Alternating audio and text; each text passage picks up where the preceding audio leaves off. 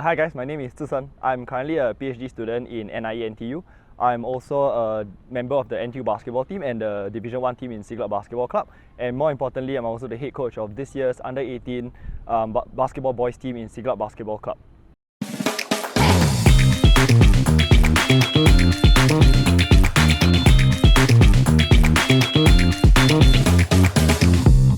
My journey, I think, as a player, it's been rather difficult. One, as a start, I'm not very tall, and height is always a big thing for most players, which I'm very glad to see that younger players are now a lot taller than the past. But for me, I think it's difficult because I'm not very explosive. So I don't jump very high, I don't run very fast.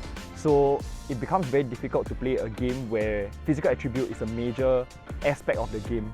Yeah, so I think it was difficult, but what helped me a lot is that I think I understood the game quite well, and I really spent a lot of time trying to learn more about the game, and that helped me to become a better player and also develop me as a coach eventually. Yeah, so that's my basketball journey so far, but it's been a lot of fun and I've never stopped loving to play this game. What appealed to me is the ability to give back to the basketball scene. Currently I have two coaches, and as a player and as a coach that I've learned a lot from them. One is Coach Wong, currently the head coach of the women's Siglap basketball team.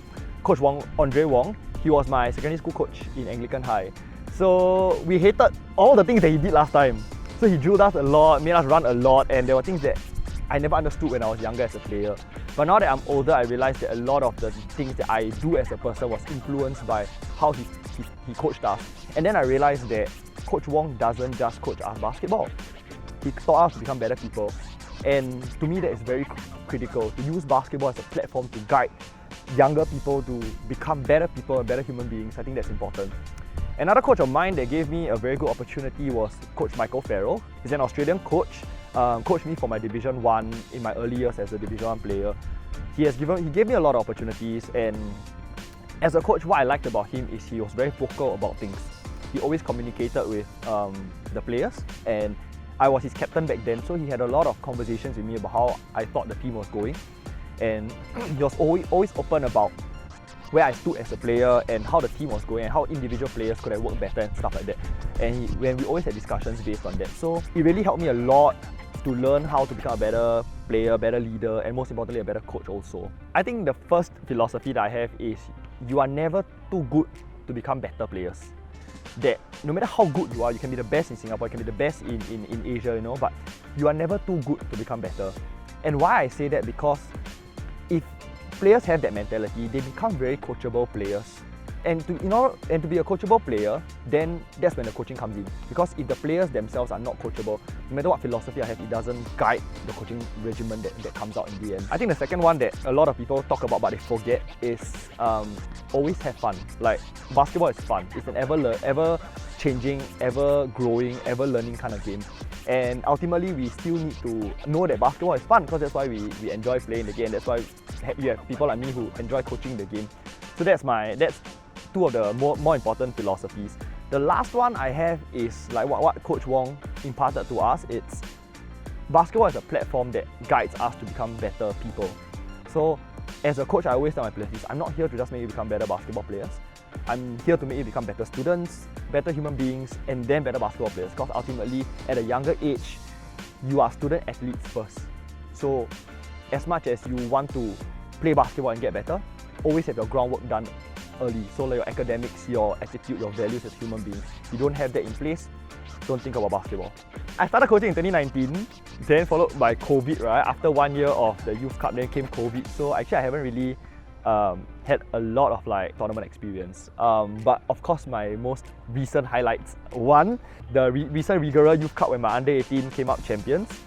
So it was a crazy journey, because back in 2019, they were 15 years old playing the under-16.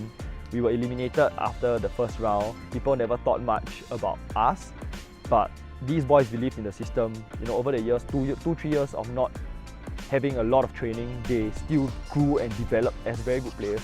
They are all stars from the teams that they play in, but when they come together in this team, they believe in the philosophy that there is no superstar, and everybody stands a fair share of scoring the ball, of being the star for that game. and therefore they adapt to the system and they play that system that we built as a team. And that is one of the biggest highlights this year, or rather my entire coaching journey. I think the second one is the recent ASEAN University Games. I'm very thankful to Mr. Chiang from NTU to give me the opportunity to go as an assistant coach, following my NTU head coach, Koh Meng Kun.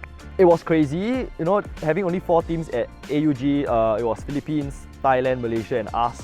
We went in the preliminary round robin and we lost every single game.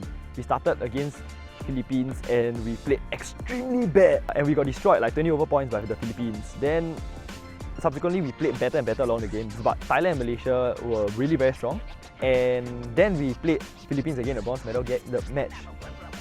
I think seeing how the boys came together, learning from their mistakes, acknowledging that they can actually do it and believing in it, and then having everybody step up and work so hard on defense and recognizing the things that what coach has said and what I have said and believing in the things that we have said. Although I'm only like 4 to 5 years older than some of the players. In fact, there's a player that's only 1 year younger than me, but they actually listen and they believe in the things that I have said. And I think that caused us to believe in the system and work very hard in the game. Ultimately, we defeated Philippines and we clinched the 3rd position, which I think was a very big feat for a team sport to win something in an international tournament. So these two are one of the biggest highlights that I've had so far as a coach. I think the biggest setback is having players lose the heart to play basketball. I think it's not about, I mean, as a coach for a club, right, players come and go, which is very normal. And I don't blame the players for leaving our club. But I think having players tell me, say, coach, I'm no longer interested in basketball. That is ultimately the most heart-wrenching issue that I can deal with. And to me, I always tell them this, that once you are my player, you're always my player.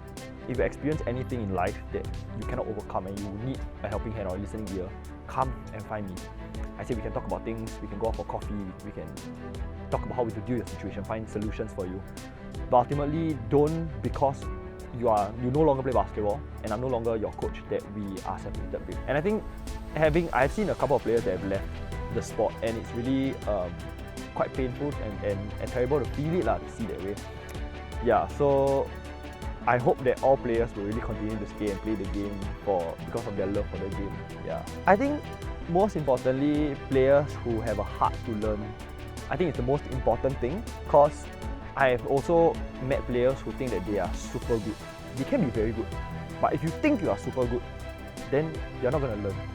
Then you will always only be stuck at that level and the players are going to overcome you and be better than you in time to come.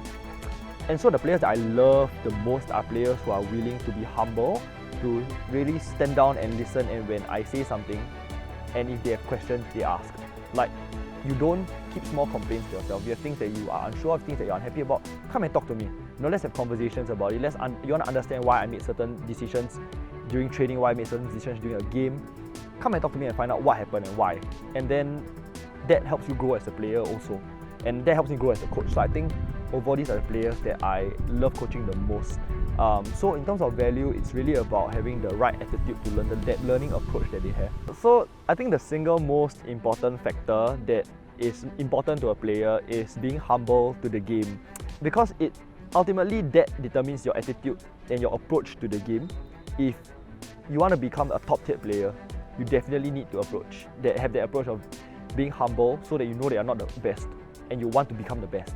And for a coach, I think very similar, but that is about knowing that you are never good enough as a coach, especially if you have a lot of experience already in the game and you think that, oh, you are good enough. But in all honesty, the game has changed even in the last 10 years. If a coach doesn't think that like I have room to improve or to know more about the game, then you are terribly wrong, especially with the growth in sports science and etc. As a coach, we really need to always consistently know that learning is key in order for us to get better. Then our players will get better. Then it becomes a supporting hand where two hands really clap to work with one another.